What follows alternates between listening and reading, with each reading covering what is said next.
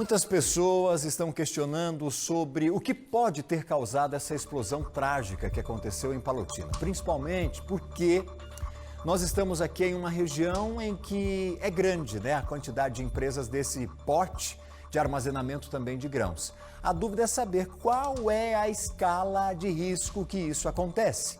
Nós preparamos uma reportagem para tentar traduzir e tentar responder a essa pergunta para você.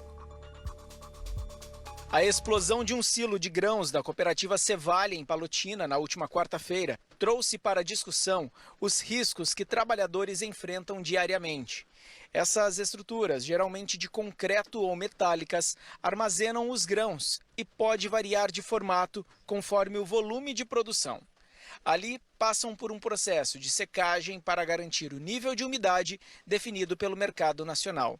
São muitos os protocolos de segurança para prestar integridade do trabalhador. Geralmente, nesses locais, eles devem ser monitorados.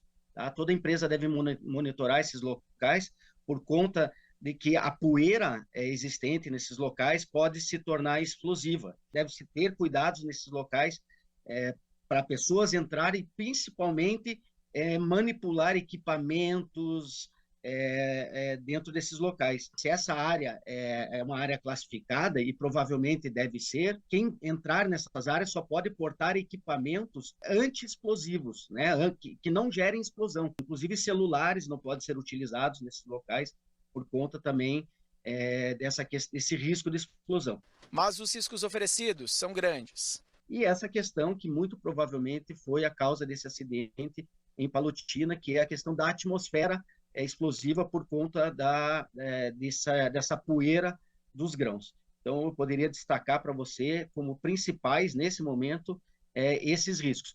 A última grande explosão de silos em cooperativas do Paraná aconteceu aqui na região oeste, em Cafelândia, no ano de 1996. Aqui no nosso Cidade Alerta, porque a gente recebe aqui no estúdio o engenheiro do CREA, que é o Valdir da Cruz. Valdir da Cruz Oliveira, para explicar para nós aqui qual é o trabalho realizado pelo CREA nesse tipo de situação. Que se tem notícia, como é a ação do CREA na fiscalização, agora, né, na fiscalização pós-acidente, como que vocês trabalham? Valdir, boa noite, seja bem-vindo aqui ao nosso CEA. Boa noite, Valdinei, boa noite a todos os telespectadores.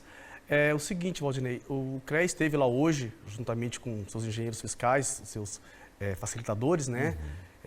Com o Ismael, o Israel, que o CREA vai solicitar para eles durante a semana de alguns documentos, né, de empresas e parceiros que estão envolvidos com a área da engenharia, envolvidos com a área técnica, que trabalham diretamente nessa questão de manutenção dos equipamentos, manutenção dos ambientes, dos espaços confinados, no treinamento dos funcionários envolvidos, né, que são engenheiros, são pessoas técnicas envolvidas no treinamento dos trabalhadores também que adentraram esses espaços confinados. Né? Vocês hoje na condição de fiscalizadores e que estiveram lá, como é a situação para a gente entender, mas numa linguagem simples, Não, correto. Uma linguagem clara para que todo mundo entenda como é a dinâmica lá física. Você estava me falando aqui que o trabalho ele não vai ser terminado ele não vai acabar até que se encontre a vítima, o homem, que inclusive pode estar vivo em algum bolsão, e aí você estava justificando o motivo. Tenta traduzir aqui de forma bem clara, Valdir, por favor, para o nosso telespectador, como é a situação lá, onde pode estar essa vítima. Existe essa possibilidade, eu acredito que todos os bombeiros, as pessoas que estejam envolvidas no resgate, trabalham com essa possibilidade de sempre encontrar a vítima com vida, né? Por que a gente fala que acredita que existe essa possibilidade? Neste momento, porque para o pessoal ter uma ideia de casa, vamos imaginar aí um recipiente, um fundo melita, um coador onde a gente prepara, coloca o filtro melita, por exemplo, para preparar o café. Então o armazém fundo V é muito semelhante com aquilo. Lá embaixo, onde sai o café, tá, seria onde está o túnel, a mais ou menos a 10, 12 metros de profundidade do nível zero, do nível da rua, né, do nível do armazém. E esse túnel ele tem cerca de 50, 70 metros de comprimento. Deste armazém especificamente, são 4 armazéns envolvidos na explosão.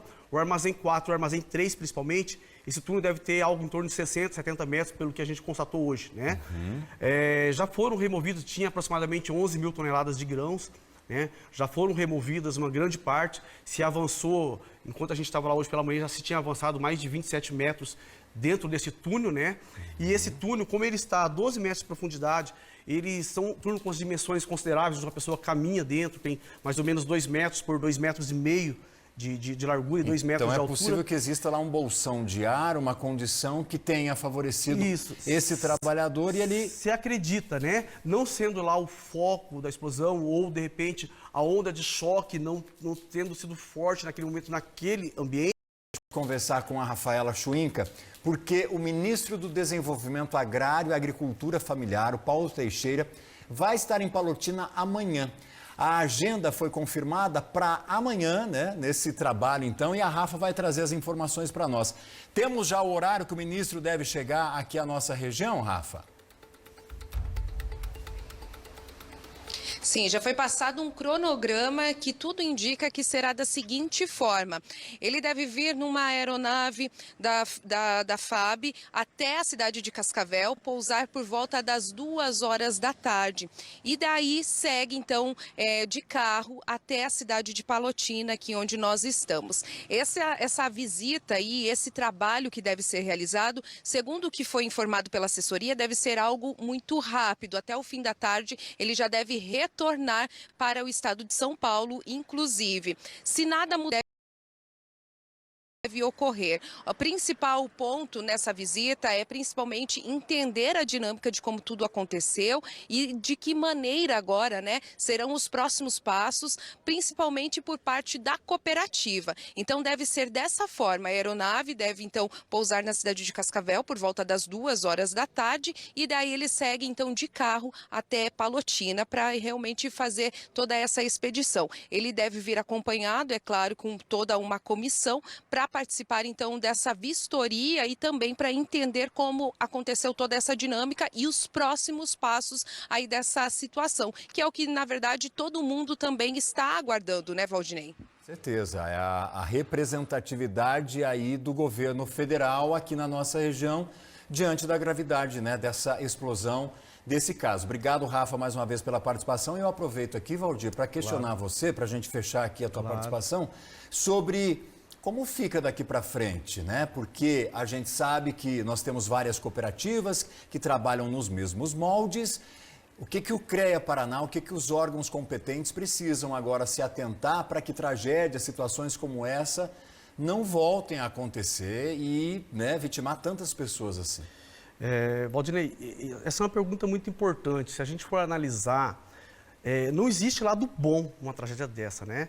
Mas, como diz um grande pesquisador técnico americano, ele fala assim que, infelizmente, é preciso que ocorra, que se tenha essas grandes tragédias para que se haja uma revolução, uma mudança de cultura, uma mudança na tecnologia, uma mudança no desenvolvimento de equipamentos, para se pensar do Corpo de Bombeiro se tornaram mais rigorosas, mais rígidas com relação a isso. Isso também se estendeu na área, no setor agroindustrial, através da NPT, aqui no Paraná, da NPT 27, né, que é uma NPT exclusiva sobre medidas de segurança no setor de prevenção de incêndio e onde engloba a parte de atmosfera explosiva, né, no Paraná.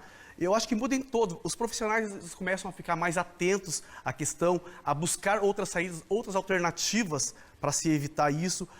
O trabalhador que está diretamente envolvido no local de trabalho, ele passa a verificar, a olhar com uma outra visão de mais segurança, de mais responsabilidade perante as normas e as leis existentes nesses espaços, nessas atmosferas explosivas, né?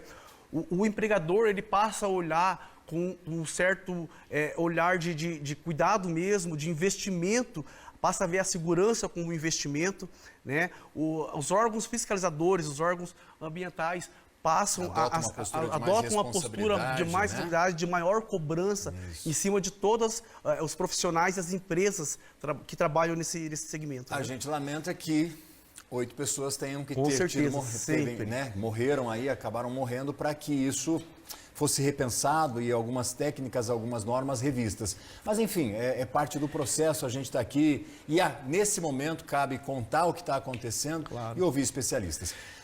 uma vida não tem preço, não tem valor, né? Mas sempre se aprende, até mesmo com os erros. Né? Obrigado, Valdir. Bom trabalho para você. Obrigado. Estamos aqui à disposição e queremos acompanhar o trabalho de vocês lá também, minucioso, né, para entender tudo o que aconteceu. Obrigado. Ficamos à disposição. Valeu.